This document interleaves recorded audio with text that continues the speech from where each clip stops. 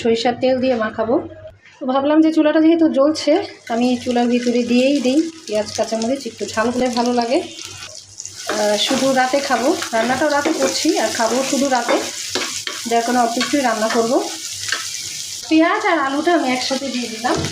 বাইলা মাছের সাথে আমরা শীতকালে যেটা করি সিম দিয়ে আলু দিয়ে রান্না করি, খুবই মজা লাগে।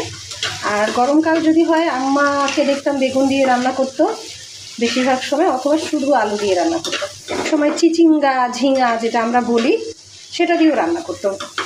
এই আমার মাকে অতিরিক্ত মশলা দিতে দেখি নেই, সেটাই আমি শিখছি। তো মরিচটা বেশি দিলাম আর কি। আর আজকে যেহেতু আমি মাখিয়ে চড়াই নেই, তো আমি গরম থাকা অবস্থায় নেড়ে দেবো।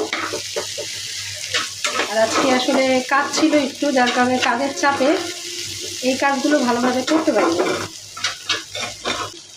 10টা বাজে, কাজের চাপে আমি রান্নাটা করতে পারি নাই আসলে। আলুটা সিদ্ধ হয়ে একদম শুকিয়ে যাবে, এখন ঢেকে দিয়ে শুধু অপেক্ষা।